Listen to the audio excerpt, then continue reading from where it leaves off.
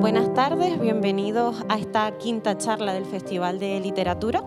Agradecerles su presencia en el día de hoy, al igual que en el resto de charlas que han ido aconteciendo.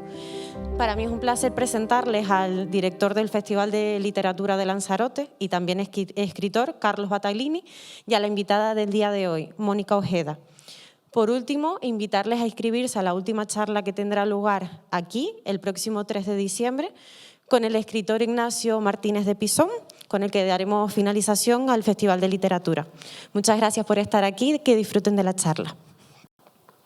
Hola, ¿qué tal? Si uno lee el último libro de Mónica Ojeda, Chamanes eléctricos en la fiesta del sol, se dará cuenta que que esta charla no puede suceder en otro sitio que no fuera Yaiza. En ese libro se dan volcanes, rofes, chamanes y todo tipo de misticismo que estas tierras invitan a evocar. Así que creo que Mónica Ojeda ha llegado al sitio correcto en el momento oportuno. Y dicho esto, queremos dar las gracias, por supuesto, a los patrocinadores, en especial al Ayuntamiento de Yaiza y su concejal de Cultura, César Rijo. Hoy nos desplazamos a este municipio después de haber estado en Tías y también en Arrecife con los talleres.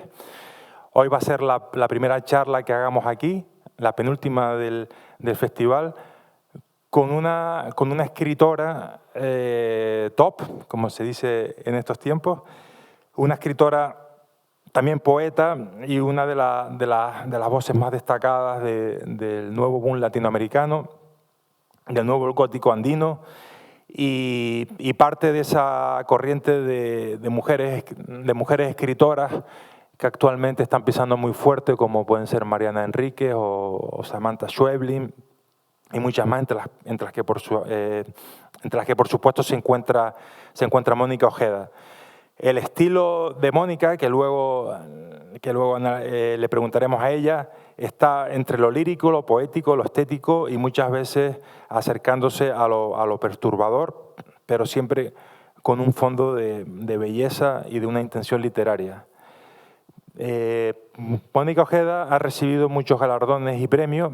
Podemos destacar que fue nombrada por la revista Granta entre las mejores escritores jóvenes de menor de 40 años hace unos años, y también fue nombrada por la lista Bogotá 39, también hace unos años.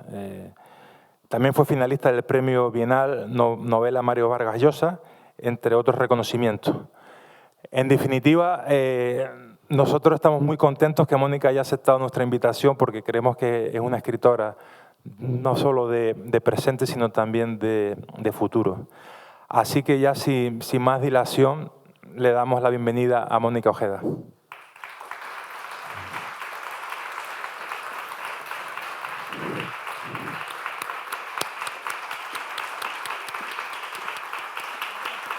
Nada. Bienvenida, Mónica, que me decía hoy que es su primera vez en la isla de Lanzarote, su primera vez en Yaiza, obviamente. Aquí estamos rodeados de volcanes como en Ruido Solar, estamos en un festival como en Ruido Solar, que luego hablaremos de él. Pero vamos primero a hablar de Guayaquil y de Ecuador, que es tu ciudad de origen, tu lugar de nacimiento, y donde lógicamente pues te crías y empiezas a vivir y a desarrollar tu vocación literaria. Me gustaría, por favor, preguntarte por tu tierra, por tu país, y cuándo empiezas a desarrollar tu amor por la literatura. Bueno, muchas gracias por la invitación y gracias a todos que han decidido venir esta tarde, esta noche, a poder conversar un poco juntos. Yo empecé a inclinarme hacia la literatura, en realidad no tanto por los libros, sino por la voz de mi abuelo. Mi abuelo era un gran narrador oral, no profesional, él nunca se dedicó a nada creativo o artístico en realidad, pero a él le encantaba contar historias. Era un gran conversador y siempre de alguna manera terminaba monopolizando las mesas porque todo el mundo se quedaba callado para escuchar sus historias. Normalmente siempre tergiversaba la realidad por dos razones, porque una historia a veces es mejor cuando uno le echa un poco de transformaciones de por medio, pero también porque mi abuelo tenía también una condición que era la de ser un esquizofrénico paranoide. Entonces, no era diagnosticado en esa época, pues en la época de mi abuelo no había diagnósticos para este tipo de cosas. Además, mi abuelo venía de un pueblo, ni siquiera era de Guayaquil, sino de un pueblo chiquito. Entonces, no se consideraba, pensaba la gente que era un hombre muy celoso, nada más. Porque él siempre se imaginaba que mi abuela tenía amantes, era parte de su paranoia. Y él siempre veía a los amantes salir de closets, según él trepar por las ventanas, ¿no? Había como una obsesión con que mi abuela le ponía los cuernos. Esto nunca pasó, por cierto. O a lo mejor sí, mi abuela se lo mantuvo muy, muy callada. Pero bueno, él era un gran narrador de historias. Y cuando yo era chica, él me venía todas las tardes a visitarme, se ponía guapo y venía siempre bien peinado, oloroso, ¿no? Era muy coqueto.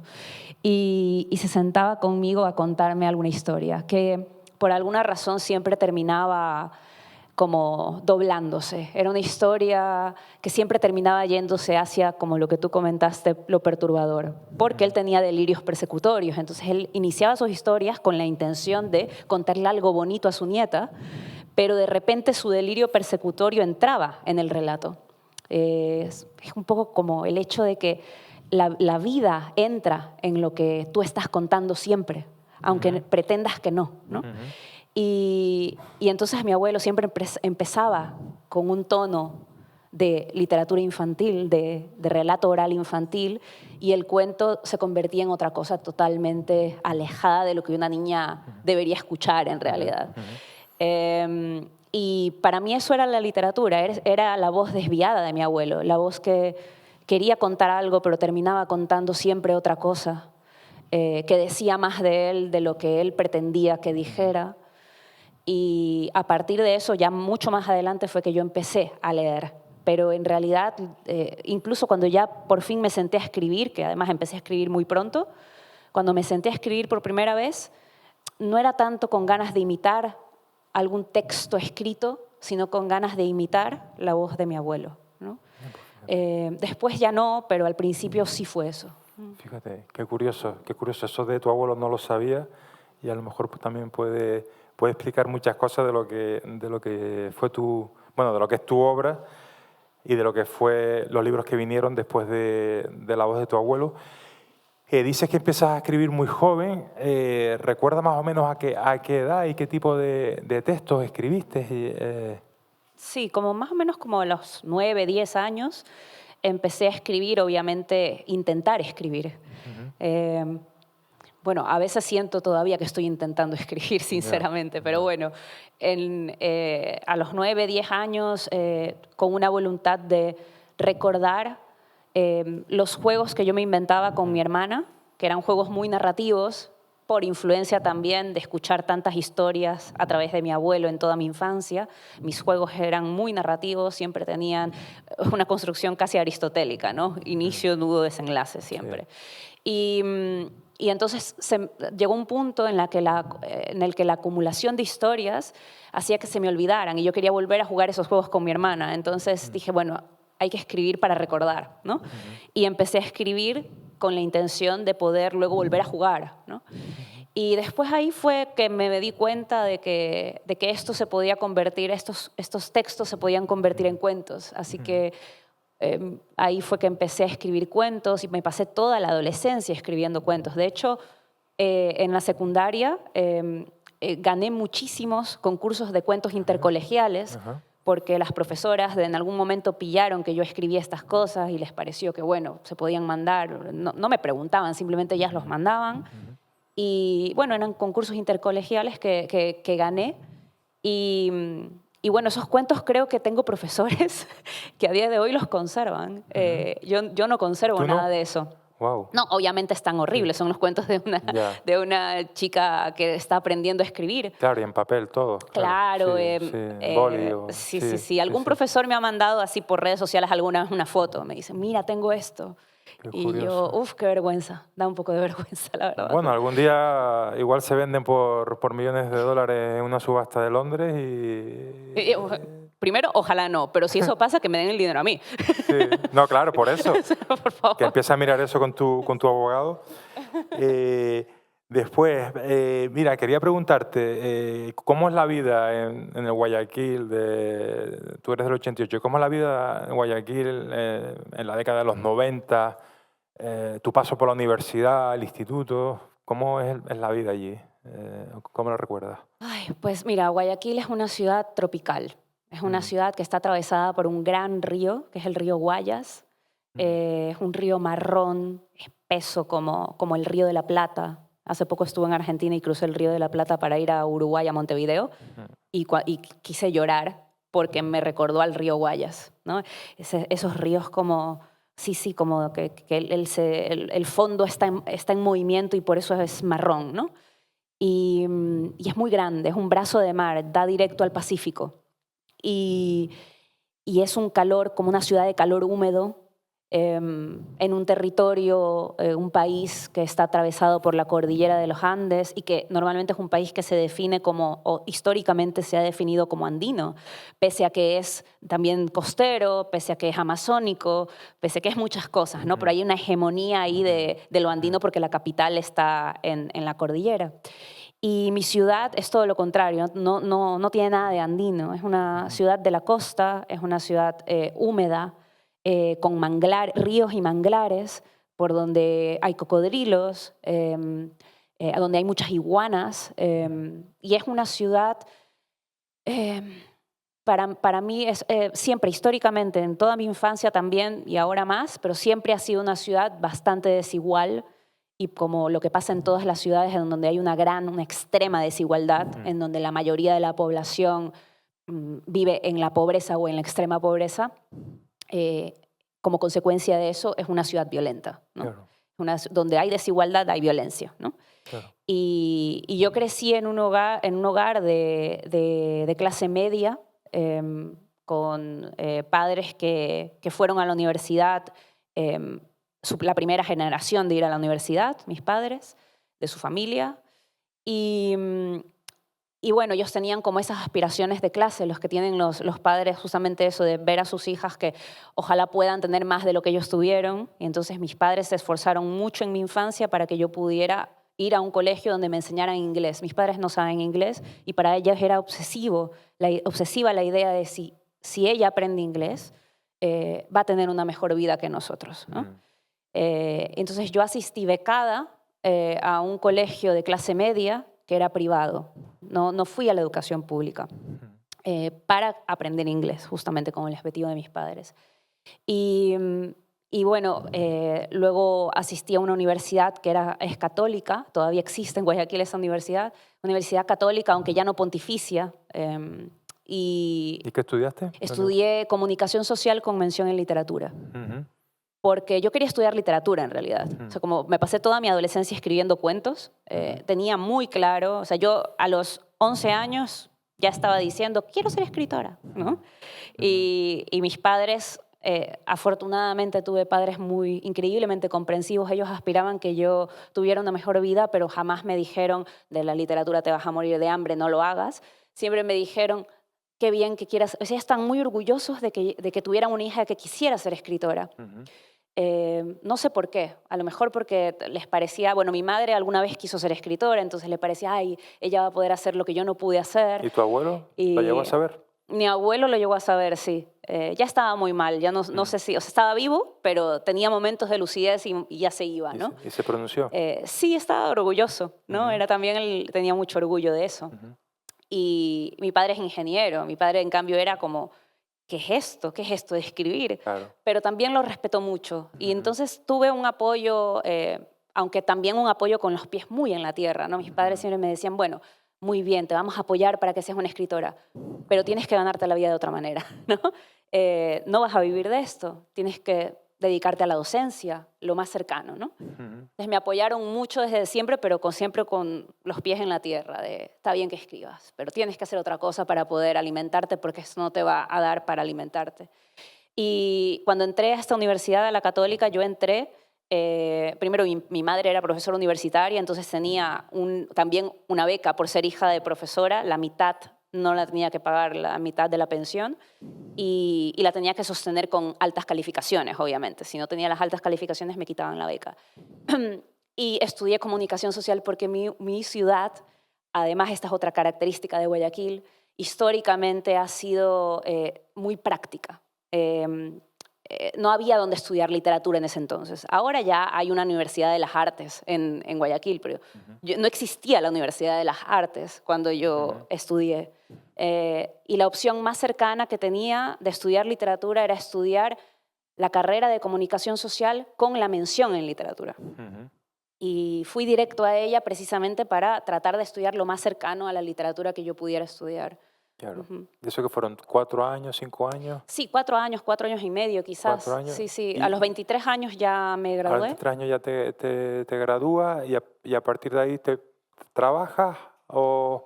Sí, trabajé también durante la universidad un tiempo. Había tiempos que sí trabajaba, tiempos que no.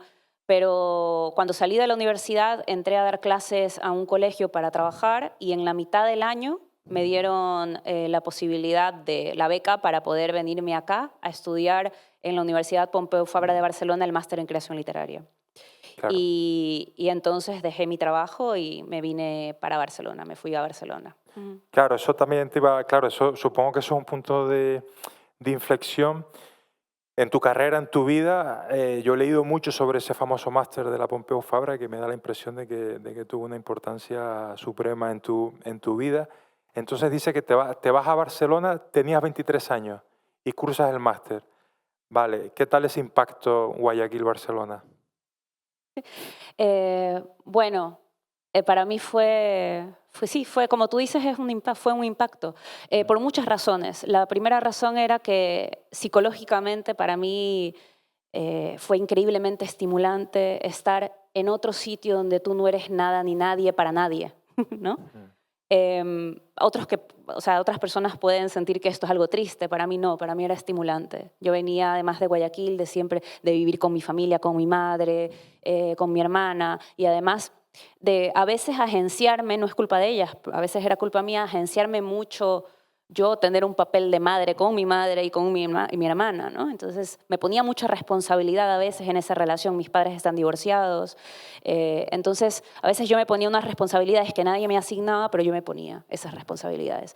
Y cuando me fui a Barcelona de repente, el primer día que llegué a una residencia de estudiantes, la habitación era muy chiquita y estaba sucia, entonces me puse a limpiarla y mientras estaba limpiando me puse a llorar, pero no me puse a llorar de tristeza por estar limpiando, no, estaba llorando de felicidad extrema mientras limpiaba el baño.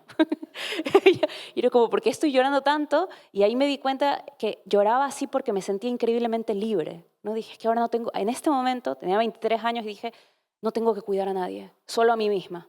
Durante un año, porque era lo que iba a estar 1 año y medio en Barcelona, durante 1 año y medio solamente me cuido a mí misma, ¿no?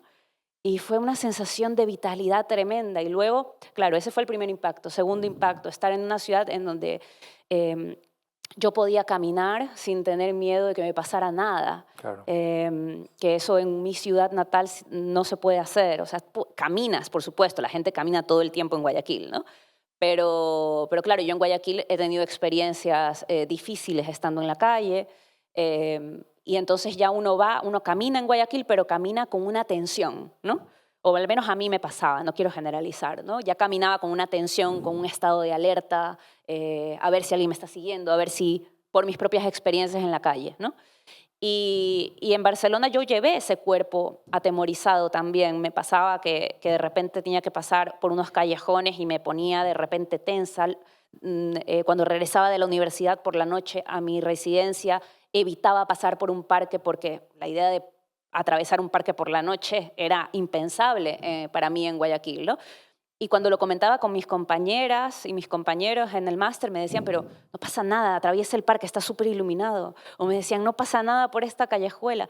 Y entonces me fui atreviendo y dije, ay, es verdad que aquí no pasa nada. O sea, bueno, siempre te puede pasar algo en cualquier sitio, ¿no? Lo que digo es que hay como una sensación, había en Barcelona en ese momento, para mí una sensación de tener más posibilidad de habitar el espacio público con un poquito más de seguridad. Claro. Y de repente me di cuenta, y eso fue para mí el gran impacto, además de todos estos otros que te he contado, el impacto de lo que significa que de repente te empieces a dar cuenta de qué le gusta a tu cuerpo cuando no está asustado.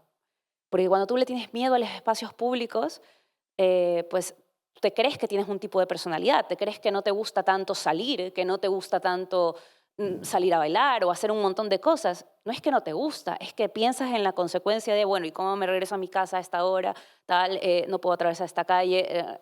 Y entonces haces tu vida desde la facilidad más de una reclusión. Y yo en Guayaquil vivía mucho más puertas adentro que puertas afuera en las calles, aunque sí las transitaba porque hay que caminar, pero... Y en cambio en Barcelona de repente me di cuenta de que no me conocía. Es decir, que en Barcelona de repente me di cuenta, sí me gusta salir, sí me gusta irme de fiesta, sí me gusta bailar. Y dije, Dios mío, ¿quién es esta persona? ¿No? Claro. Y dije, claro, te empiezas a descubrir cuando no tienes miedo, quién eres cuando no Claro. tienes miedo. Claro. Porque son dos personalidades distintas. Claro. Y luego eso aumentale estar en un máster de creación literaria en donde conoces a personas, porque había personas de toda Latinoamérica, de Cataluña, pero de todas partes de España. Éramos 40 en ese entonces, muchos allí juntos. Y estás ahí con 40 personas que tienen ganas también de escribir, que les gustan los libros. Tienes conversaciones muy intensas, muy apasionadas. Te lees entre todos, lees lo que estás haciendo. Entonces, claro, fue un año y medio muy, muy disfrutable de descubrimientos. Claro, eso te iba a decir que desde el punto de vista vital estaba claro que estaba experimentando un crecimiento muy enriquecedor, y desde el punto de vista narrativo, el máster me da la sensación de que también te ayudó muchísimo a formarte y a encaminarte ya de una manera mucho más determinada hacia tu objetivo literario. Sí, yo creo que los másters, los talleres, o sea, que podríamos cambiarlo de máster por poner un taller literario, es lo mismo. Lo que te hace crecer, yo creo que en la escritura, es darte cuenta de que la escritura es un ejercicio colectivo. Y eso significa que tú haces esa escritura con las voces de los demás y la tuya también, pero en confluencia. Entonces, claro, en los talleres y en un máster de creación literaria, otras personas te leen, te confrontan, te comentan. Tú lees a los demás y los lees con un ojo clínico para tratar de ver qué funciona, qué no. Eso que aprendes del texto de la otra lo llevas a tu propia praxis escritural. Entonces sí es riquísimo, es algo que la escritura se forja, yo estoy convencida de eso, la escritura se forja siempre comunitariamente. Claro. No hay tal cosa como una escritura interesante que no trabaje justamente con ese círculo amplio en donde entran muchas otras personas, con muchas otras maneras diferentes de leer, con estéticas distintas, ¿no? Así tejes tu propia estética también. Claro, claro. Sí, y bueno, luego hablaremos de tus libros, obviamente, pero también en el fondo creo que se refleja un poco esa parte, ¿no? Ese piso, esa ciudad, Barcelona. Creo que tu mirada se castellaniza ligeramente al meter un personaje catalán, una ciudad española. Tu último libro parece que es una vuelta al origen, pero luego hablaremos de eso. Quería continuar preguntándote, claro, estamos hablando de Barcelona 1 año y medio, pero al final te quedas mucho más tiempo en esa ciudad. No, solo estoy 1 año y medio, luego me voy a Madrid. Luego surge lo de la Escuela de Escritores en Madrid. No. Me fui a hacer un máster en Teoría y Crítica de la Cultura. Vale. En la Universidad Carlos III, sí. Vale. Porque pedí otra beca y me la dieron y entonces hice ese máster, que es un máster, no es de creación, es un máster más de teoría cultural, mucho más con un fondo de filosofía que me fascinó. Disfruté muchísimo el máster, pero era otro tipo de aproximación, Claro. ¿no? No tiene nada que ver con la escritura creativa literaria, ¿no? Claro. Eran ensayos, era teoría. La teoría también es una forma apasionada de la imaginación, pero bueno, eso es diferente, tiene otros mecanismos. Claro. ¿Y el cambio de ciudad, Barcelona-Madrid, cuál te gusta más? Bueno, ahora vivo en Madrid, tengo Sí, más tiempo. Claro, viví solamente 1 año y medio en Barcelona.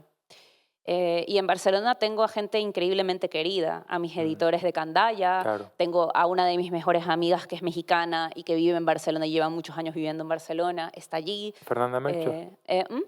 ¿Cómo se llama? Fernanda Melchor. No, no, no, ¿No? Tania Ah, Hernández. Daniela, vale. Y entonces tengo un vínculo con Barcelona muy Mm, estrecho, pero realmente yo la habité tan poco tiempo y además como estudiante, que no es lo mismo que cuando uno habita una ciudad habiendo migrado. O claro. sea, ir como estudiante, estar con una tarjeta de estudiante, es otra cosa. Entonces la experiencia que yo tuve de Barcelona fue muy estudiantil, muy breve.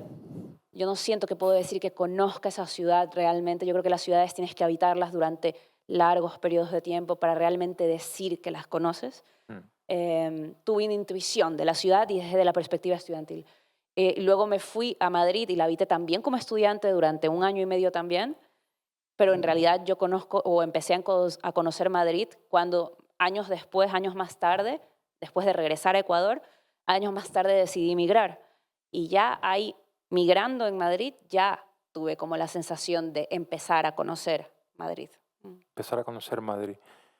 Vale, nos vamos a ir al año 2014, que es un año importante porque publicas La Desfiguración Silva, un libro que antes me dijiste en el coche que solo se puede conseguir en Ecuador y en Cuba, curiosamente, pero es tu primera puesta en escena hacia el mercado literario, un libro que, como acabo de decir, es muy difícil de conseguir, sobre una figura muy curiosa llamada Yanela Silva. ¿Quién es Yanela Silva y de qué va La Desfiguración Silva?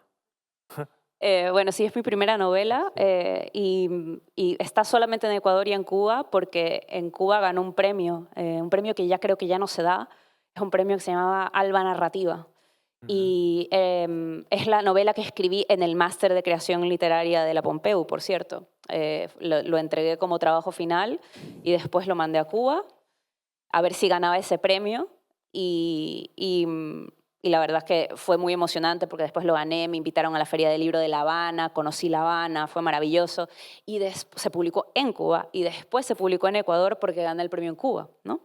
Eh, y, y bueno, es una novela en donde Yanela Silva es un personaje a la vez que existe dentro de la novela y a la vez también es un personaje inventado por otros personajes de la propia novela, ¿no? Entonces es una novela que juega un poco con los formatos, tiene adentro un guión cinematográfico de un cortometraje, tiene un diario de rodaje dentro, y tiene una falsa biografía que generan los propios personajes de la novela porque se están inventando a un personaje que no existió en la vanguardia ecuatoriana. Toman un movimiento que es el movimiento de los sánsicos de la vanguardia ecuatoriana y como era un movimiento eminentemente masculino, como suele ocurrir, ¿no? Mm, Deciden que se van a inventar un personaje que no estuvo en esa vanguardia y empiezan a falsificar revistas literarias de la época para meter textos supuestamente firmados por este personaje, ¿no? Entonces, bueno, hay un juego metaliterario dentro del libro que tiene que ver con qué es lo que significa tergiversar la historia con H minúscula y H mayúscula, ujú. pero también el arte como impostura, ¿no? El arte como un espacio en donde se recuenta y se reimagina la historia desde posibilidades múltiples y a veces muy disidentes, como introducir a una mujer en un movimiento eminentemente masculino, ¿no? Claro, claro. Bueno, hay una especie de reivindicación de la memoria, el olvido, también una parte de feminismo, podemos decir. Y también hay una parte muy interesante que también la estábamos hablando antes en el coche. Deberíamos grabar las conversaciones en los coches porque a veces también son casi igual de interesantes que la entrevista. Hablábamos de tu estilo. Tú has hablado antes de que has mezclado biografías, entrevistas, recortes. Tu estilo es muy particular. Yo te hablé antes de William Faulkner, ¿no? Y del Ruido y la Furia, que fue uno de los primeros escritores que empezó a jugar con la estructura, con el tiempo, forma.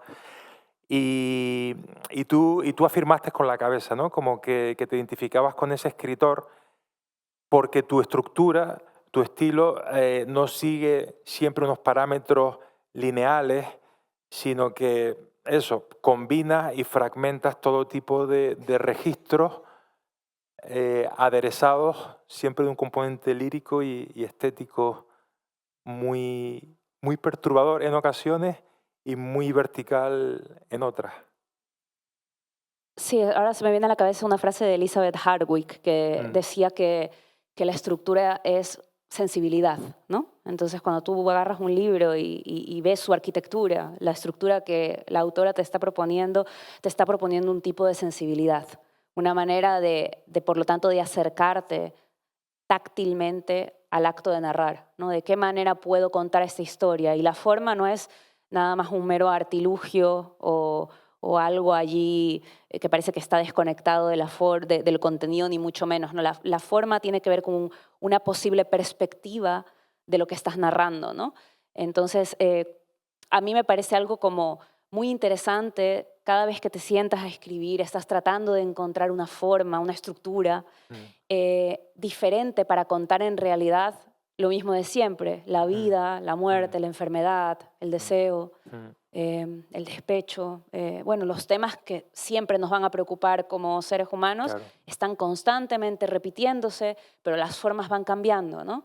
Hay unas formas que se anquilosan, que se quedan quietas, y que son las formas que no me interesan tanto. Puedo disfrutar de leerlas, pero no me interesa tanto hacerlas. Y hay otras formas que son inquietas y que son un poco revoltosas, y a mí me gusta como esa posibilidad de que todo el tiempo empujemos un poco lo que te dije antes de la estructura aristotélica, la empujemos un poquito para atrás. Claro. Y digamos, bueno, así nos dijeron que se cuenta una historia. ¿Cómo se puede contar una historia de otra manera y, por lo tanto, sentir una historia de otra manera? Claro. Porque la estructura es, como dice Elizabeth Hardwick, sensibilidad. Y la manera en la que tú construyes una historia te hace sentir A o B o C o D o Z. Entonces, estás buscando una nueva emoción también a veces, ¿no? Y o sea, yo tengo una formación como muy mixta, que salta de una cosa a otra. Te dije antes mi abuelo, pero también es verdad que cuando empecé a leer, que fue muy pronto también, 10 años ya empecé a leer la biblioteca de mi madre. Mi madre estudió literatura cuando había la carrera de literatura en su época. Literatura en Guayaquil, las carreras de literatura abrían, cerraban, porque no había estudiantes. De repente, épocas que hay estudiantes, se abre, se cierra. Mi madre pudo estudiar literatura, yo no pude. Yo estudié una mención, y ella tenía una biblioteca muy grande, y yo empecé a leer los libros que había ahí cuando tenía 10 años. Y los libros con los que empecé de forma accidental, simplemente porque empezaba a sacarlos y tal, muchos de ellos eran novelas góticas, ¿no? Como Frankenstein, Drácula, Edgar Allan Poe, sus cuentos, narraciones extraordinarias. Lovecraft, ¿no? Lovecraft, exacto, sí, justo. Entonces, iba yo sacando esos libros. ¿Y qué pasa con estos libros? Muchos de ellos juegan con las formas, ¿no? Tú lees Frankenstein y hay un montón de cartas, te va contando la historia de una manera también fragmentada. Tú lees Drácula de Bram Stoker y también hay informes forenses, hay cartas, pero también recortes de periódico, como muchos formatos múltiples para contarte una historia. Y luego también, por ejemplo, uno de mis autores favoritos es Manuel Puig, que es un autor argentino, de padre, creo que su padre era catalán, por eso el apellido, pero bueno, en Argentina siempre le dijeron Puig, no Puig. Y entonces, bueno, los libros de Manuel Puig, que toman además como muchas cosas de la cultura popular, la telenovela, el cine americano de los años 60, etcétera, etcétera. Son novelas en donde también hay una mixtura de formatos, a veces de dramaturgia, informe forense o policial, cartas, y todo eso va componiendo la estructura de las novelas de Manuel Puig. Y entonces, claro, uno a lo mejor es que, bueno, y obviamente Faulkner, que lo leí mucho después, en realidad Faulkner lo leí después de mis 20 años, y también, claro, también él sabe hacer como de repente estos saltos en el tiempo, te cuenta una historia fragmentada con muchos personajes, múltiples puntos de vista. Y supongo que uno termina haciendo lo que más le deslumbra o ve en otros, y dices, bueno, quiero intentar tratar de hacer esto a tu propia manera, ¿no? Claro. Claro, de ahí surge un cóctel explosivo, todo tipo de estímulos, todas estas referencias que estás nombrando, una ciudad como Guayaquil, tan peligrosa, pero por otro lado, desde el punto de vista artístico, probablemente dotadora de un universo impresionante. Y ahí entramos ya en tu segundo libro, que yo escribí en mis reseñas, y voy a ser sincero, escribí, esto es una volada acojonante. Eso fue lo primero que escribí, lo tengo apuntado aquí. Cuando lo leía, es un libro que me ponía nervioso leerlo, pero lo digo como virtud.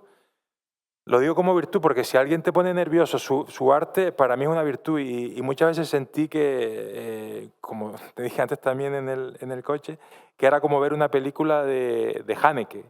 En este libro, que ahora nos contará Mónica, pues vas contra los tabúes con una naturalidad aplastante que a mí realmente me asombró.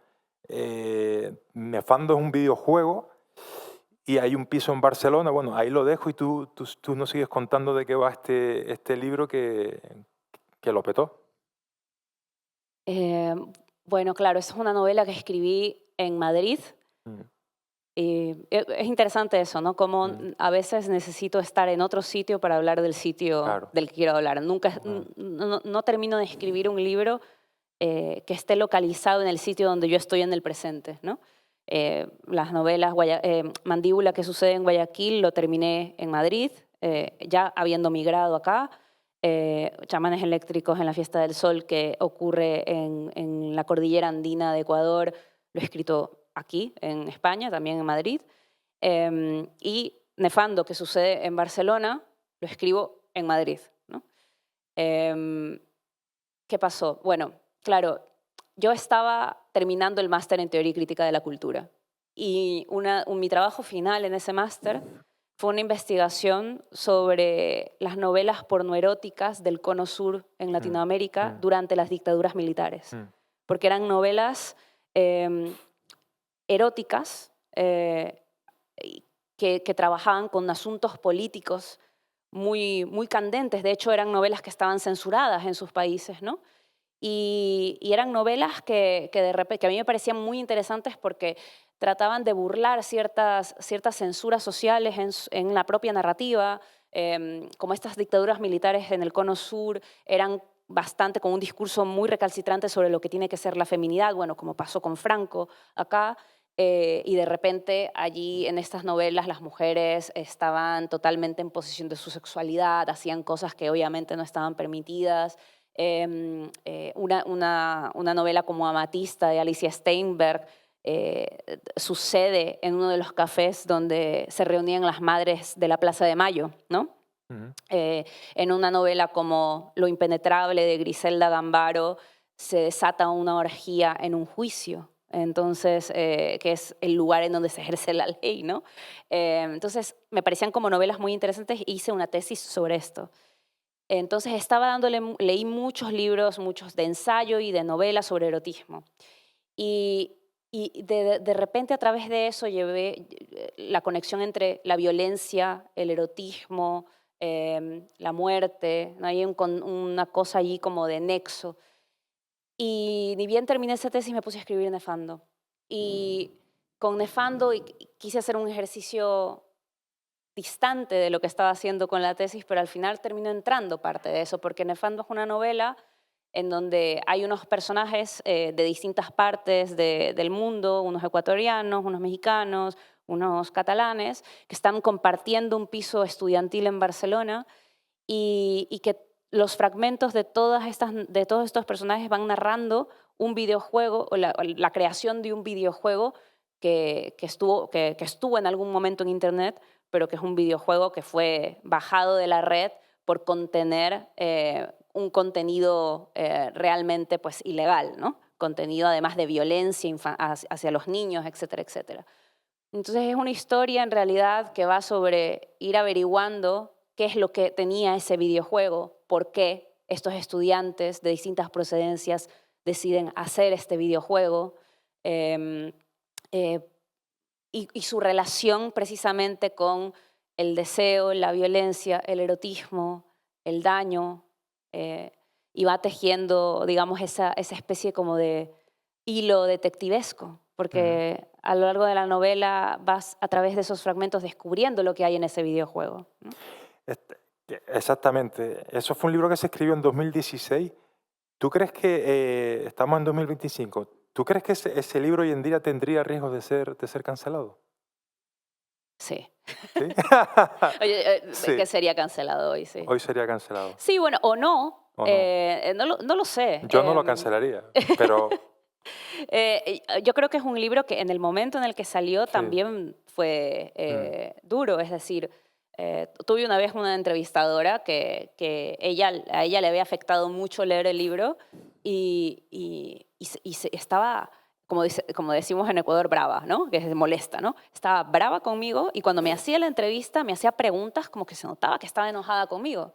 Se notaba que me quería mandar.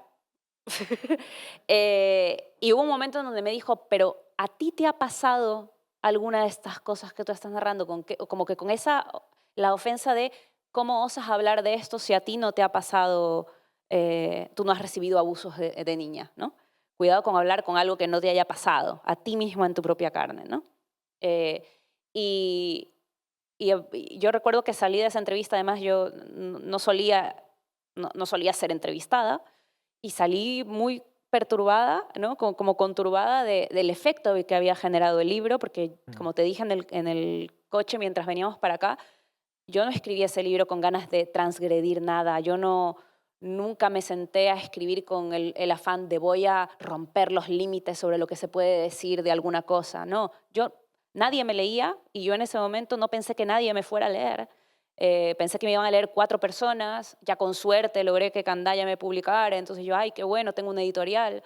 En Ecuador no existe una industria literaria, por lo tanto los libros siempre se leen muy poquito, porque no hay esa movilización que hay, por ejemplo, acá. Entonces, claro, simplemente a lo mejor me salió ese libro tan extremo porque no pensé que que mucha gente fuera a leerlo. Entonces me permití ir hasta los límites de lo pensable o de lo imaginable. Em, y bueno, se publicó en el 2016, pero yo lo escribí en realidad en el 2014 y justo en el año 2016 en Ecuador estallaron muchos casos de violencia y de abuso infantil. No tiene nada que ver con mi novela esto, simplemente estallaron casos que estaban en colegios públicos, en lugares en donde esto se estaba ocultando constantemente. Y eso fue una de las voluntades por las cuales yo claro, escribí Nefando en ese momento también, porque yo venía de un contexto en donde estas cosas yo las hablaba con mis amigas, a muchas, además amigas mías les ha pasado, y era un tabú enorme en Guayaquil, no se podía hablar de esto, y era como si es que si esto te ha pasado, no lo hables. A veces tenías que convivir con tu abusador, que podía ser tu abuelo, podía ser, y no se decía, ¿no? Era algo que uno tenía que estar callado. claro. Eh, y bueno, ahora eso está cambiando afortunadamente, no por mi novela, digo, porque la sociedad está cambiando. Claro, Las sociedades están de repente aprendiendo que los silencios a veces son violentos con determinados temas. claro. Claro, bueno, y te preguntaba esta presentadora brava que cómo osabas hablar de asuntos que no habías experimentado, pero por otro lado, creo que tu adaptación a España tampoco fue, digamos, sencilla y que tu proceso de naturalización, por llamarlo de alguna manera, no fue un camino de rosa. Acabas de decir naturalización y me acabo de acordar que escribiendo esta novela, Chamanes Eléctricos en la Fiesta del Sol, estuve investigando mucho sobre taxidermia. Y la Mm, taxidermia, cuando tú mm, taxidermizas a un animal, se le llama mm, naturalizarlo, ¿no? mm, Lo cual es muy extraño, mm, como si no estuviera naturalizado cuando estaba vivo, ¿no? No, es una cosa muy rara, ¿no? sí. Entonces ahora, cada vez que alguien dice naturalización, me imagino a un águila disecada. Así Sí, yo cuando sí, migré, sí, sí, sí, disecada sí, en sí, Madrid. sí, Sí, fue muy complicado porque en mm, realidad las migraciones del sur al norte lo son, siempre. ya, Entonces, claro, yo estuve 3 años sin papeles. Em, en el medio de muchas cosas que me pasaron, yo estaba con una pareja española que me agredió, tuvo que ir a juicio mm, con esta persona. Y claro, yo entré a España porque venía con esta pareja y tenía el papel temporal de estar con esta persona. Pero en cuanto empezó la violencia, obviamente nos separamos inmediatamente.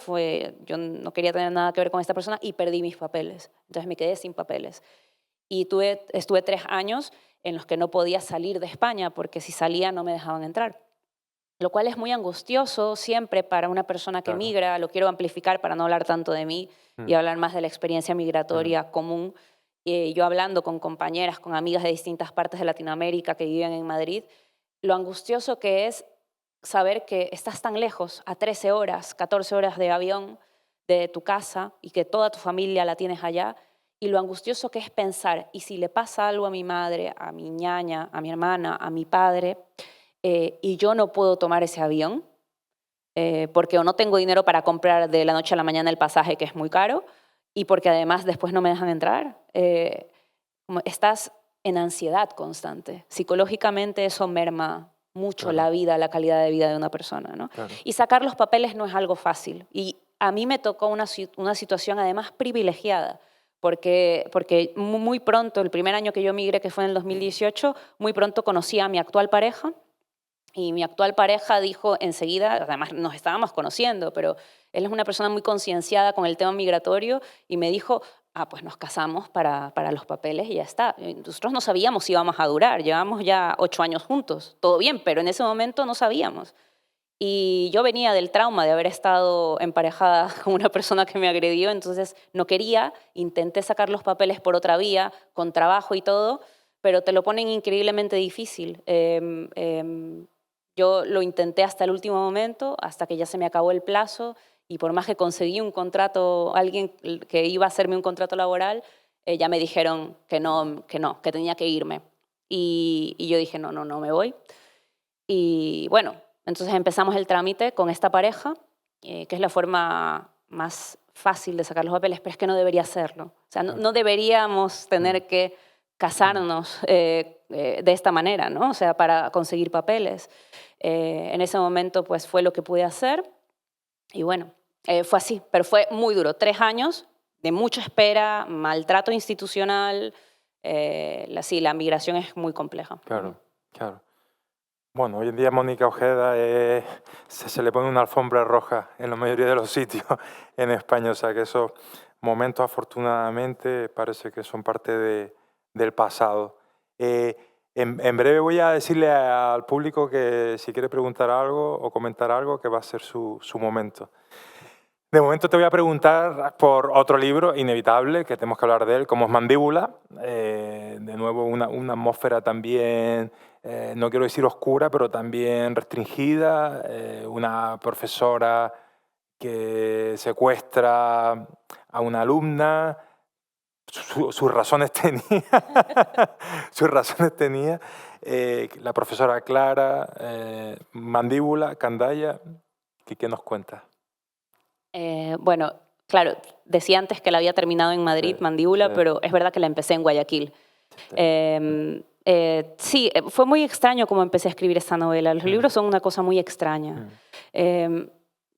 Yo no soy una persona que le guste tanto leer thrillers. Realmente casi no leo nada de thrillers, no me interesan. En el cine sí me parecen divertidos, pero literariamente no me interesan mucho. Y estaba como con la cabeza invadida por una imagen que era muy thrillesca, ¿no? Que no me dejaba en paz la imagen de una chica con su uniforme de colegio en una cabaña, como medio en tinieblas, atada, y con su profesora de lengua y literatura como barriendo el suelo alrededor de ella, mientras ella está atada, ¿no? Y yo decía, pero esto es un secuestro, ¿no? Se lo tenía claro en mi imaginación y decía, ¿y por qué tengo esta idea si a mí no me gusta escribir cosas que tienen que ver con el thriller y tal? Pero a veces uno tiene prejuicios sobre determinadas cosas y lo interesante es como darles la vuelta, ¿no? O sea, si tienes esta imaginación de un secuestro, investiga un poco más hacia dónde te puede llevar, que te puede llevar a territorios más estimulantes que el aparente secuestro, aparente imagen de thriller, ¿no? Y entonces en un momento dije, bueno, me voy a sentar a tratar de explorar esta imagen, como, ¿qué pasa aquí? ¿Quién es esta chica? ¿Quién es esta profesora? ¿Por qué llegan a esta situación? muy pronto sabía que no era una cosa de dinero, tenía que haber una razón otra. Y entonces, bueno, empecé a escribir esa novela y hubo un momento en donde estuve como, ¿sabes? Totalmente poseída por la investigación, ¿no? Por la investigación de lo que te implica escribir un libro. Cada libro para mí sí que es investigar cosas, ¿no? Entonces te dije, en Nefando estuve leyendo mucho sobre literatura erótica, sobre cosas que tienen que ver con el daño, etcétera, etcétera, la violencia. Con Mandíbula leí muchísimo sobre literatura de terror. Entonces, este elemento del thriller, que es con el que empieza la novela, va deviniendo en una novela que trabaja mucho con tropos de la literatura de terror, pero que les termina dando la vuelta, ¿no? Y entonces a mí me interesaba mucho cómo estas chicas de un colegio Opus Dei, un colegio además eso como muy solamente para mujeres, adolescentes, bien restringidas, con una feminidad normativa, como súper cerrada, clausurada, cómo de repente encuentran en su amor al género de terror, a las películas, a los cómics, a la literatura y tal, una manera de reinventarse y generan en un espacio otro, de repente como un paralelo de sus vidas, pero un paralelo distorsionado, un paralelo en donde en lugar de la religión católica, está, o sea, lo cristiano, igual está de repente acá esta secta que se inventan, esta religión inventada, la religión del Dios blanco. Y leí mucho de literatura de terror para meterme en la cabeza de estos personajes, y luego también leí mucho sobre la blancura como representación del terror, que no es algo esperable, porque normalmente uno relaciona lo oscuro, lo negro con el terror. Pero bueno, en Moby Dick está este capítulo de la blancura de la ballena, en donde justamente explica que lo más perturbador de Moby Dick es el blanco, la blancura de la ballena. Toda esta literatura que ocurre en la Antártida, ¿no? De Poe, de Lovecraft, el continente blanco, y son historias de terror que ocurren en esa blancura. Bueno, uno piensa en La cosa de Carpenter también, que ocurre también en medio de la nieve, ¿no? Entonces, como todos esos referentes de la blancura como algo perturbador, estuve investigando a fondo, ¿no? Para llegar. Y al final, de repente descubrí, mientras estaba tejiendo todo eso, dije, claro, aquí hay algo que me interesa, que todo esto me lleva hacia esto, pero en realidad lo que me interesa es cómo el deseo, si se aprisiona, se monstrifica. Es decir, hay un teórico estadounidense que dice que el monstruo, el miedo al monstruo es un tipo de deseo, en realidad, ¿no?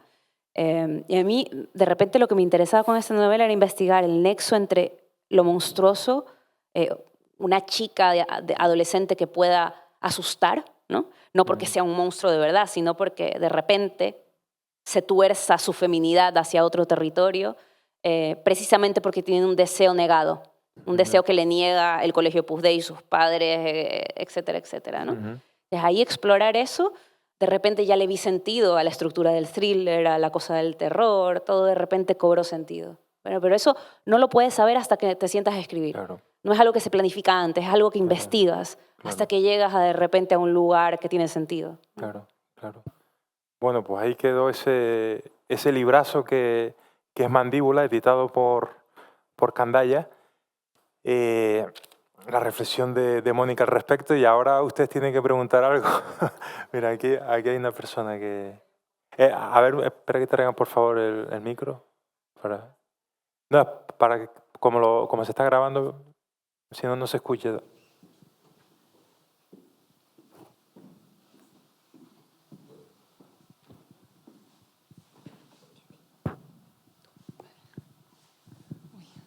Bueno, gracias al festival que he tenido la oportunidad de conocerte, porque aunque había oído hablar de ti, no te había leído hasta este momento. Y cuando empezaba la semana pasada, que sabía que iba a estar aquí estos días, el de chamanes, me acordé mucho de la película Sirat. No sé si has tenido oportunidad de verla, si te han preguntado antes, porque como que el punto de arranque de una hija, en este caso, que busca a su padre, en el caso de la peli es un padre que busca a su hija, todo ese tema del festival de música como manera así de acercarse a lo espiritual o alguna especie de... Sí, estoy muy feliz de que la novela casualmente haya salido antes que Sirat, porque si no me hubieran dicho, le copiaste Sirat, ¿no? Y no, o sea, tengo la prueba ahí del impreso, del año en el que salió. Salió un poquito antes que Sirat, en realidad. Y yo no conozco al director, ni conozco, no, o sea, no. Simplemente a veces pasan estas cosas, son como de repente sinergias extrañas. Bueno, también porque las ideas nunca son tan originales, en realidad. Uno de repente está en unos momentos y hay tejidos allí. Pero bueno, yo no había visto Sirat hasta hace relativamente poco tiempo. Y porque en los clubes de lectura me decían, ¿te has visto Sirat? Y yo, no, amigo, tienes que vértela. Tienes que verte Sirat. Es importante que te la veas. Porque vas a ver lo que tiene en común con tu novela. Y yo, wow, pues me entró de repente ahí la curiosidad y la vi. Y sí, hay unos nexos, yo creo que hay varios. La búsqueda, hay algo allí también que tiene que ver con la cultura de ir a festivales. Es una cultura distinta porque él trabaja lo rabero, ¿no? Y aquí esto es un festival como de música experimental, pero muy diversa. También hay salsa, ¿no? O sea, hay cosas como géneros mixturados, pero hay cosas, ¿no? Pero sí, la vi después. Y luego también una pregunta que no sé, yo a veces juego o digo que se me encadenan las lecturas porque hay veces que encuentro como referencias de pues, 2 libros que leo de manera seguida y que no tienen nada que ver, de escritores de épocas distintas y en este caso me llamó la atención porque luego vi en una entrevista tuya que te gustaba mucho Pascal Quignard y hay un pasaje cuando introduces a Pamela, que es un personaje que me encanta y bueno, no sé, te digo que lo estoy empezando a leer. Hablabas de la historia de las sirenas, ¿no? Y de por qué en principio eran seres pájaros y luego pasan a ser mujeres pez y demás. Y hay una frase que vi yo aquí, no sé si tenías en mente Butes, que yo tenía una lectura muy reciente, y era una cita que donde Pascal Quignard decía, a ver, ¿dónde estaba? Porque tengo aquí la cita. Vale, Pascal Quignard decía en Butes que allí donde el pensamiento tiene miedo, la música piensa, y tú escribías, allí donde las palabras temen, el canto se eleva. No sé si es algo casual o... Total referencia a Pascal Quignard. Sí, Pascal Quignard es uno de mis autores favoritos y además él ha escrito mucho sobre música y sobre la relación entre la música con la pérdida y el dolor, que esto tiene una tradición muy grande, ¿no?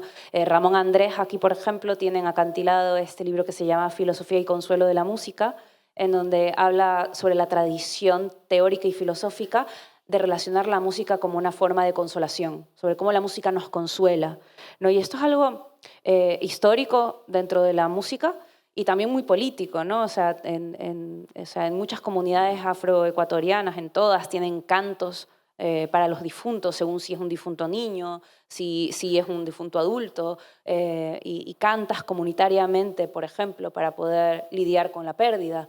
Esto pasa en muchas culturas también distintas, en tradiciones distintas. Y Pascal Quignard tiene muchos libros de música. Butes fue uno para mí muy importante, pero también otro que se llama El odio a la música, y que dentro del odio a la música habla también de las sirenas, de ese canto, de esa cosa atractiva que tiene la música, que es de llamarte, pero a la vez también te abisma, como si respondes al canto de las sirenas también puedes morir, ¿no? Esa idea de que, ¿qué es lo que te abisma de la música? Pues la emoción exacerbada, ¿no? A veces cuando sientes tanto que hasta te mareas y dices, no puedo seguir lidiando con esta emoción, ¿no?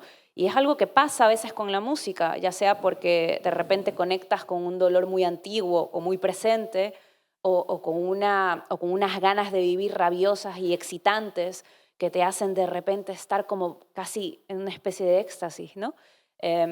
La música conecta con ese lenguaje sin palabras que tiene a veces el cuerpo. Y para mí Pascal Quignard lleva mucho eso en su escritura. También viene de una familia de músicos él, ¿no? Y tiene bastante como contacto con lo musical también porque él mismo toca el piano, creo recordar. Sí. Sin duda, lo pillaste totalmente. Bueno, qué ilusión.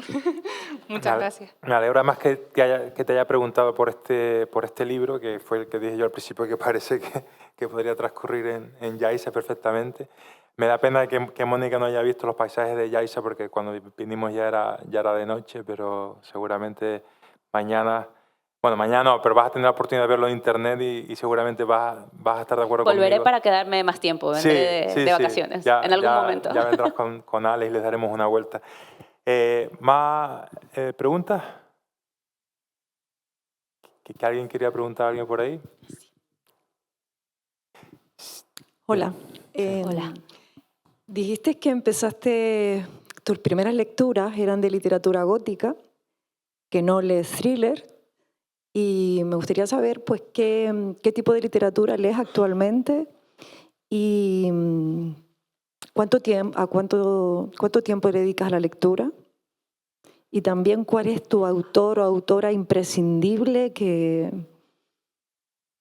no podrías vivir sin él o ella. Preguntas difíciles. Bueno, a ver, yo empecé, es verdad, leyendo algo de literatura gótica, pero no soy una experta en literatura gótica y no fue lo único que empecé a leer. Empecé también leyendo otras cosas. Lo que pasa es que sí que es verdad que para hablar de la fragmentación me servía hablar de estas primeras lecturas góticas. Pero leí también, yo siempre he tenido una lectura, o he sido una lectora, no tanto de comprometerme con un género específico. Me gusta leer muchas cosas. Es verdad que hay géneros con los que estoy más distante, por ejemplo, el thriller, pero a mí me interesa simplemente lo que está bien escrito y te propone una estructura distinta y te hace pensar en cosas que normalmente no piensas. Hay algo en la escritura también, como de la prosa, que es químico, que tiene que ver con como si el lenguaje te está llevando hacia territorios límites del pensamiento, eso me va a interesar. Y entonces lo que leo es muy diverso. Leo mucho ensayo, leo novelas, leo cuentos, leo mucha poesía. Me encanta la poesía. Y no voy buscando géneros. Simplemente voy probando distintos autores, distintas autoras y voy ahí yendo por caminos diversos. Autores o autoras que para mí son imprescindibles. Bueno, aquí mencionamos a Pascal Quiñard, es uno. Me encanta Anne Carson.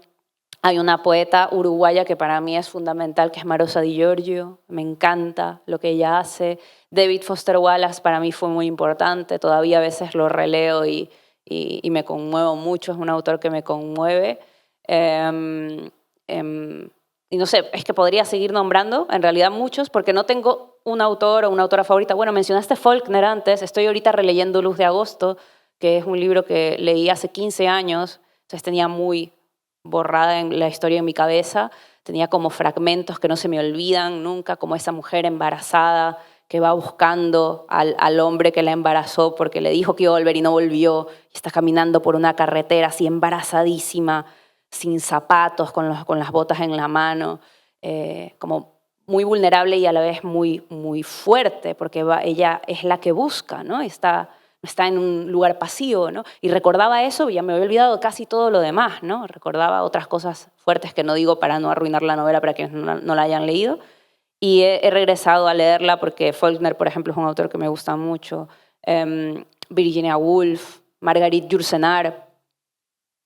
Como ves, en realidad hay muchos, no tengo uno favorito.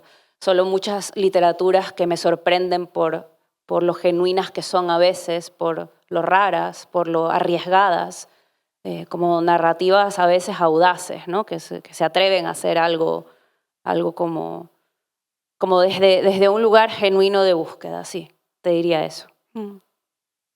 Claro, bueno, de hecho, cuando uno lee los libros de Mónica, en las citas iniciales, los exergos, siempre descubre un montón de escritores también interesantes que no están, digamos, en el mercado principal, y lo que te decía antes, ¿no? Enseguida voy a Wikipedia, quién es Amanda Berenguer, etc.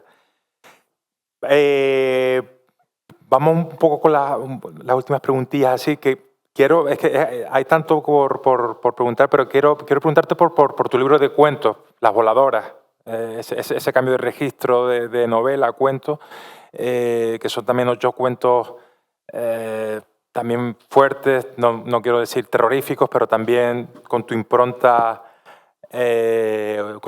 Ojeda, por llamarlo de alguna manera. Sí, sí, yo no sé por qué soy así. Por tu abuelo, no sé por qué. Porque como te dije, de verdad que mi intención no es necesariamente escribir y ser terrorífica. No tengo esa voluntad, ni siquiera, por ejemplo, con lo que me preguntaron, no es como que yo lea mucha literatura de terror. Realmente no. Sinceramente, Mariana Enríquez, por ejemplo, es una erudita sobre la literatura de terror. Mi compatriota, María Fernanda Ampuero, que también es amiga, lee muchísima literatura de terror, y yo igual estoy leyendo un ensayo de Donna Haraway y otro día estoy leyendo, yo qué sé, mientras agonizo, ¿no? De Faulkner. Entonces no soy tan así como abrazada a la literatura de terror. Sin embargo, es verdad, y yo creo que quizás me viene por lo de mi abuelo, hay como una especie de desvío, ¿no? O sea, hay algo que se me desvía en la lengua. ¿Y Guayaquil? Guayaquil a lo mejor también, no lo sé.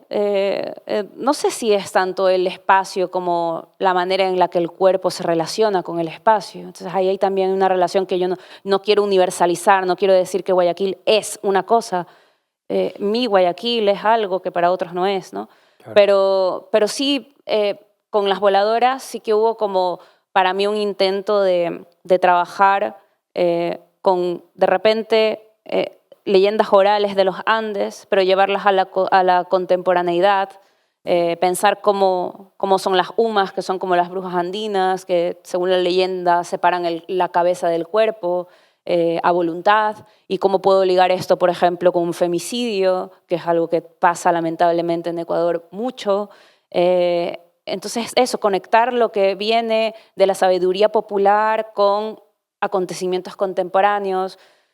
Me salían muchas mujeres en esos cuentos, claro, probablemente porque yo soy una mujer, pero tampoco fue algo decidido, no dije, bueno, van a ser cuentos en donde todas las protagonistas sean mujeres, ¿no? Pero de repente en casi todos las protagonistas son mujeres. Y hay algo que me fascina del cuento y es que siempre en los talleres te enseñan cómo hay que escribir un cuento. Y lo interesante para mí de escribir un cuento es ver, bueno, ¿cómo puedo no hacer lo que se hace con un cuento normalmente? Y en ese sentido, el libro de cuentos no estoy satisfecha, es decir, de ese libro de cuentos. No, porque me hubiera gustado arriesgarme más de lo que me arriesgué con la estructura de un cuento. Pero bueno, quizás en otro próximo libro pueda mejorar, ¿no? Porque quiero escribir otro libro de cuentos en algún momento. Es un libro con muy buena crítica, con muy buena prensa también, y es un libro que también gustó. Sí, pero siempre el autor no se queda del todo contento, sí, yo te entiendo. Claro, pero sí estoy orgullosa del libro, solamente que igual creo que se puede mejorar, siempre se puede hacer algo mejor. Sí, seguramente lo harás. Bueno, vamos a ir finalizando. Te quiero preguntar por tu poesía, porque no hay duda de que tu estilo también tiene un componente lírico innegable. O sea, hay música en lo que escribes. Tu relación con la poesía es estrecha. Bueno, hasta el punto de que has escrito dos poemarios. Por ejemplo, del ciclo de las piedras es el primero y el segundo se llama Historia de la leche. ¿Qué nos podrías decir de la poesía?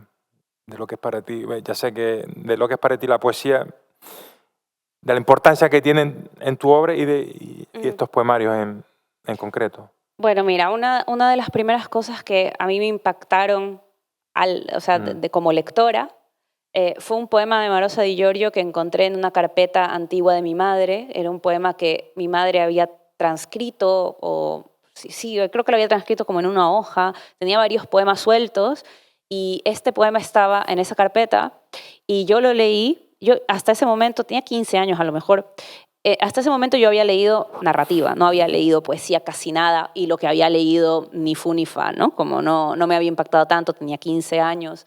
Y de repente llego a este poema, que es un poema de Marosa Di Giorgio, en donde la voz poética, que es una chica, ve como un planeta desciende al jardín de su casa. Entonces la chica baja al jardín y empieza a tocar el planeta y al planeta le sale una especie de falo y la chica empieza a tener sexo con el planeta y juntos ascienden hacia el universo. Entonces yo dije, ¿qué es esto? ¿Qué es esto? Y luego además el último verso era algo así como, estoy cambiando el último verso porque no me lo sé de memoria, pero dice algo así como eso, que ascendieron y que a veces se atreve, la voz poética dice, a veces me atrevo a mirar a los abismos para ver si se ve mi casa, mi jardín, ¿no? No sé, se me ponen los vellos de punta otra vez al recordarlo, ¿no? Y yo dije, ¿qué es? O sea, primero, ¿qué es esto? Y me quedé como semanas pensando en ese poema, en las clases estaba así pensando en el poema, porque no entendía qué había pasado, que me había perturbado tanto y a la vez me había llamado tanto la atención, como de cierta manera erotizado, porque es un encuentro sexual, pero con un planeta.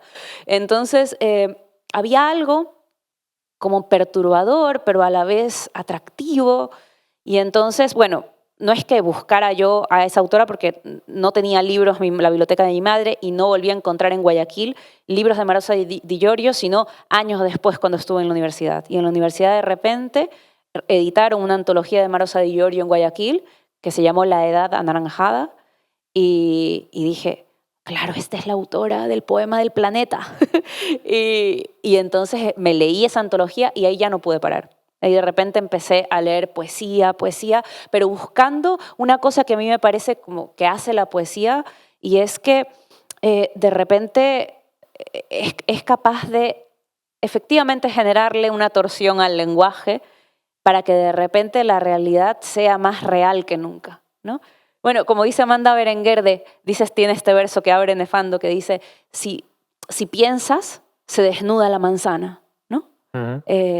Claro, si tú piensas, hay algo que ocurre como de obsceno, de desnudamiento, de exposición, pero la manzana que también representa como el pecado, ¿no? En la tradición judío-cristiana, ¿no? Que se desnuda si tú piensas algo, ¿no? Pues la poesía a veces te hace eso, como que hay algo que se desnuda dentro de ti. A veces es la lengua, pero a veces no es eso, a veces es la emoción, una experiencia emocional, a veces es el propio cuerpo. Hay algo que se desnuda cuando un poema te toca algo, ¿no? Y no todos los poemas te hacen algo, pero hay como esa sed de buscar el poema que te haga algo. Entonces, sobre todo, soy una lectora de poesía y yo creo que en la escritura de novelas o de cuentos, a mí me pasa, como dice María Negroni, que a la escritura no le importan los géneros. Tú estás escribiendo una novela y de repente te sale un párrafo que perfectamente es un acontecimiento poético en sí mismo. Como en la poesía no necesita del formato del poema para acontecer, ¿no? Entonces tú puedes leer un cuento que de repente te acerca a la poesía, una novela, tal, o sea, los géneros se van contagiando y de hecho Marosa Di Iorio, ya con esto acabo, pero Marosa Di Iorio escribe a veces poemas que tienen formato de prosa, ¿no? Pero son poemas. O no, o están en el interregno entre un microcuento y un poema. No lo sé. ¿A quién le importa? ¿No? Es como simplemente lo importante es que hay un planeta en el jardín, ¿no? Bueno, tus palabras me han sonado súper poéticas y llenas de música, y llenas de sinfonía y llenas de sentimiento. La verdad es que es emocionante. Bueno, Mónica, llevamos hablando una hora y cuarto más o menos. No sé si, antes de cerrar el acto, no sé si quieres decir algo, si quieres añadir algo, si quieres que se te quede algo en el tintero o te vas satisfecha. Yo estoy bien. No, bueno, agradecerte mucho a ti y a ustedes por el tiempo de haber venido hasta acá. Y no, eso, solamente que estoy muy agradecida. Bueno, no aplaudan todavía. Yo simplemente repasar un poco la charla. Hemos intentado hacer un recorrido lo más comprensivo posible desde tus inicios, desde Guayaquil, esa universidad, la referencia de tu abuelo que desconocía y que me parece súper bonita, esa vida dura en Ecuador, ese impacto al llegar a Barcelona con el máster en la Pompeu Fabra, el traslado a Madrid, las experiencias personales duras, pero con final feliz y que esperemos que siga. Sí. Yo no creo que he tenido una vida tan dura. Yo quiero decir, no he tenido tan dura. Me han pasado cosas, pero bueno, yo soy optimista. Sí, no he tenido tan dura. Claro, bueno, has tenido una vida literaria muy potente, sí que llevas encima, eso es indudable. Y después hemos hecho un repaso a tus libros. Mónica, como hemos visto en esta charla, se ha prodigado fundamentalmente en la novela, el cuento, la poesía, también tiene antologías. Y bueno, para mí y para todos ha sido un placer tenerte aquí. Yo antes de darte un fuerte aplauso, pues voy a repetir lo que suelo repetir, que es que vamos a proceder con el ritual de la firma, para que Mónica Ojeda nos dedique unas palabras al Festival de Literatura de Lanzarote. Lo segundo que les voy a decir es que nos vemos el día 3 de diciembre, miércoles, aquí, en el mismo sitio, aquí en Yaiza, con Ignacio Martínez de Pisón. Y lo último que les voy a pedir es que les demos un fuerte aplauso a Mónica Ojeda.